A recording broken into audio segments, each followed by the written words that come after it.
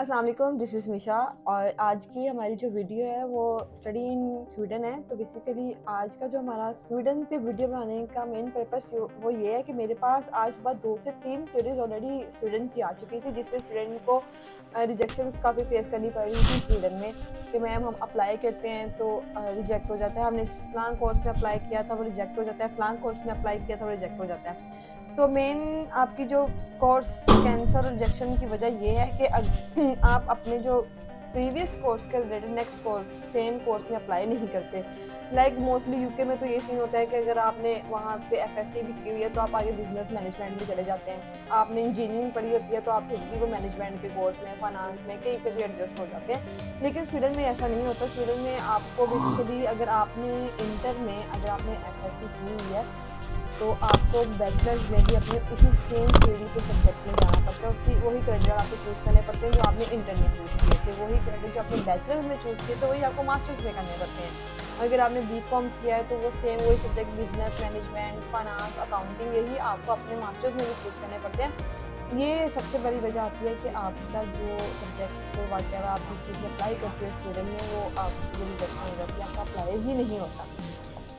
तो first of all आपको आपकी रिजेक्शन की वजह तो पता चल गई है कि आपकी रिजेक्शन क्यों होती है। सेकेंडली आपको स्टूडेंट में अप्लाई करने के लिए कौन कौन से डॉक्यूमेंट्स चाहिए होते हैं। उनके लिए आपको सबसे पहले चाहिए होता है आपका पासपोर्ट, आपके एकेडमिक डॉक्यूमेंट्स, आपका मोटिवेशनल लेटर जिसको हम पर्सनल स्टेटमेंट भी कहते हैं मोस्टली। और आप जब इस कोर्स में अप्लाई कर रहे होते हो तो आपने बेसिकली बताना होता है कि भाई हाँ आप इस कोर्स के किस चीज़ की वजह से इस कोर्स में मोटिवेट हो और आप इसमें क्यों अप्लाई कर रहे हो। तो इन अदर अदर हैंड जब आपको चाहिए होता है तो अपनी एक पिक्चर भी आपको चाहिए होती है।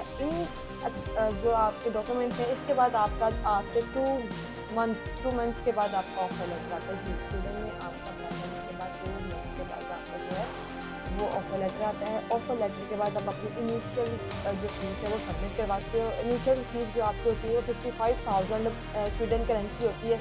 55,000 से लेकर 75,000 स्वीडन करेंसी तक होती है। जब आप अपनी इनिशियल डिपॉजिट करवा देते हो रादर देन फिर आपको आता है आपका एम्बेसी इंटरव्यू। एम्बेसी इंटरव्यू पास होने के बाद ऑफ कोर्स फिर आपको जो कहते हैं वो आ जाती है फाइनल, जो जिसको कहते हैं फाइनल कॉल आ जाती है। उसके बाद आप स्वीडन में मूव कर सकते हो। स्वीडन में आपके पास तीनों ऑप्शन है, उसमें आप स्पाउस वीज़ा पे भी अप्लाई कर सकते हो, आप सिंगल भी जा सकते हो और डिपेंडेंट वीज़ा पे भी जा सकते हो। सो प्लीज़ सबसे पहले तो जब आप किसी भी कंसल्टेंट के पास जाते हैं तो सबसे पहले आप उसे ये कंफर्म किया करें कि आप जिस कोर्स में अप्लाई कर रहे हैं वो आप प्रीवियस स्टडी के रेलिवेंट हो। अगर आप इररिलेवेंट करोगे तो वो तो जिसको कहते हैं ना आपकी एप्लीकेशन शुरू होने से पहले ही रिजेक्ट हो जाती है। तो if you need any query of about Sweden तो please contact me. Thank you.